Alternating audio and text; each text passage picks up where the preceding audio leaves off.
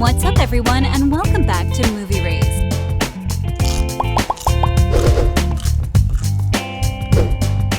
Have you ever wondered what lies beyond the viral dance scene that took the internet by storm in Netflix's Wednesday? While the energetic dance moment featuring Jenna Ortega as Wednesday Addams certainly stole the spotlight, there's a treasure trove of equally epic and captivating moments in the series that deserve their time in the limelight. From spine-tingling acts of courage to heartwarming displays of friendship, the enigmatic Wednesday and her trusted companions have more moments worth pausing and re-watching. Cautious. Not in a good way. Pugsley, you're soft and weak. You'll never survive without me. I give you 2 months, tops. So if you thought the dance scene was the peak of excitement, let's delve deeper into the most paused moments in Wednesday that showcase the true essence of this binge-worthy Netflix series. Wednesday's rooftop cello performance of Paint It Black. So, on Wednesday's very first day at Nevermore Academy, a whole bunch of stuff went down. She got into this fencing match and got beaten by Bianca, which wasn't exactly a confidence booster. Then she opened up to Enid, showing her vulnerable side, and to top it all off, she had to deal with the death of her classmate Rowan. It was a lot to handle for anyone, really. Despite all these challenges, or maybe because of them, Wednesday started to realize something. She was slowly but surely falling for Nevermore. It was like her mom was right all along. This place was starting to grow on her. Yet here's the catch. She'd been alone for so long that this newfound desire to be part of a community was like a real inner struggle. And guess how she decided to express all these complicated feelings? Through a seriously mesmerizing cello performance of the Rolling Stones classic Paint It Black. Jenna Ortega, who plays Wednesday, brought so much authenticity to that scene that you couldn't help but feel the connection between the character and the instrument. The rooftop cello performance became her way of pouring out all her inner thoughts and emotions about Nevermore. The combination of music, the visuals, and Ortega's incredible acting made it a powerful moment. It was a glimpse into Wednesday's growth and transformation, showing that the show was staying true to her character while revealing her deepest thoughts and feelings. Wednesday releasing the piranhas in the pool. No doubt about it, what happened in Season 1, Episode 1 of Wednesday at Nancy Reagan High School was a pretty serious deal. I mean, throwing piranhas into the school pool, that's no small matter, and it's no wonder she got kicked out. But here's the interesting part. Her parents, Gomez and Morticia Addams, somehow managed to talk the other kids' parents out of calling the cops, and instead, they agreed that Wednesday should change schools and get some therapy. But you know what? Despite the whole expulsion thing, you've got to give it to Wednesday. She showed some real guts. The way she went all stealthy, creeping up on her target, only to release these ridiculously big and hungry fish into the pool. It was kind of epic. What made it even better was the unexpected humor in the whole situation. Picture the serious girl unleashing these giant fish and it becomes oddly funny. Wednesday helping Enid beat Bianca in the Po Cup. Alright, so in Season 1, Episode 2, titled Woe is the Loneliest Number, Wednesday stumbled upon some juicy information. She overheard Bianca spilling the beans to Xavier about her sneaky plan to mess up the upcoming Po Cup competition. Now Enid was in a rough spot because her vampire co-pilot Yoko, but here's where Wednesday steps in like a boss. She gets all creative and ropes in Thing to help out with her plan. They're all set to sabotage Bianca's boat and make sure Enid gets her shot at the Po Cup. And the cool thing is Wednesday is totally into it. For the first time in her life, she's all about teamwork and she's loving it.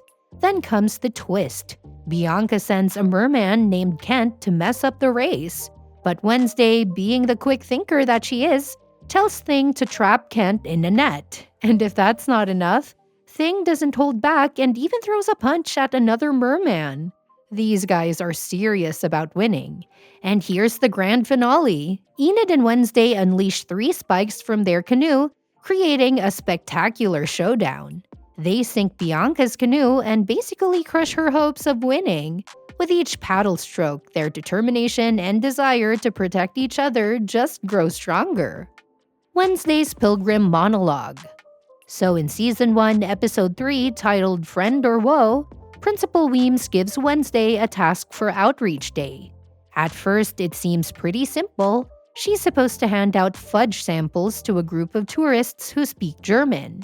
Now, most people might think that's a pretty dull job, but not on Wednesday.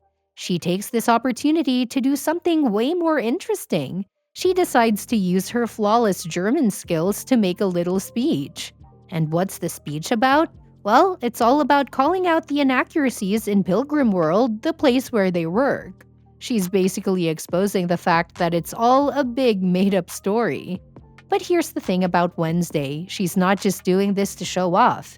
She's got a real passion for telling the truth, even if it makes people uncomfortable. She doesn't care if it gets her into trouble. In fact, she kind of enjoys stirring the pot and challenging the status quo. It's just who she is, and because of that, she's got this reputation as a bit of a troublemaker and provocateur. Wednesday helped save Thing's life. So on Wednesday's second date with Tyler in If You Don't Woe By Now, things were way more chill compared to that wild dance scene. She was even starting to feel pretty hopeful about their budding relationship. But as life often goes, just when things seem to be looking up, tragedy strikes. See, someone attacked Thing. You know that creepy but oddly endearing hand that's always helping out? Well, Thing got stabbed and pinned to the wall in her room. It was like a warning, telling her to stop snooping around and asking questions. But here's where Wednesday's determination shines through. She doesn't freak out or back down. Instead, she rushes Thing over to the beekeeping house where her Uncle Fester is staying.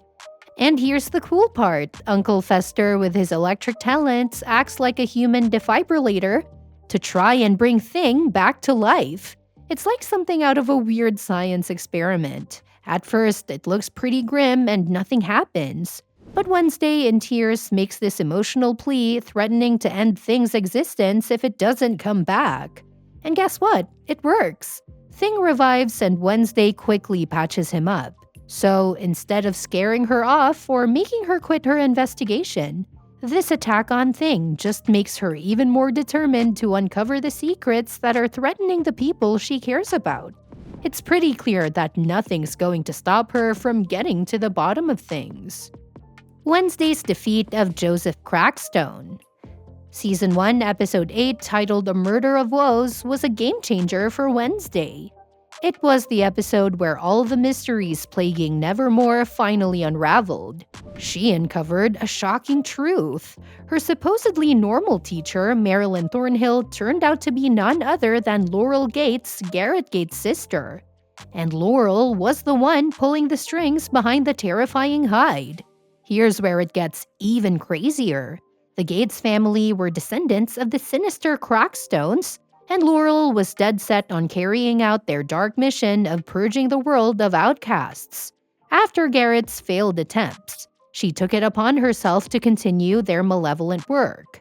But things took a gruesome turn when Laurel killed Principal Weems and somehow managed to resurrect the long-dead Joseph Crackstone. This undead monster wasted no time and brutally stabbed Wednesday, leaving her dead. But just when it seemed all hope was lost, something incredible happened.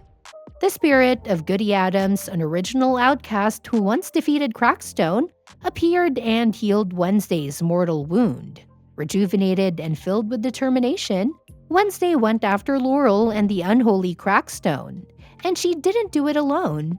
Enid had her back, quite literally, as she turned into a werewolf to fight Hyde, who turned out to be Tyler all along. In a showdown of epic proportions, Wednesday seized the very sword her father was wrongly accused of using to kill Garrett. With Bianca's help, they stabbed Crackstone in the heart, finally putting an end to his evil reign. This marks the end of this video. If you enjoyed the video, make sure that you like and share it. Let us know your opinions in the comment section. Make sure to subscribe to the channel. Thanks for watching the video. We'll see you at the next one.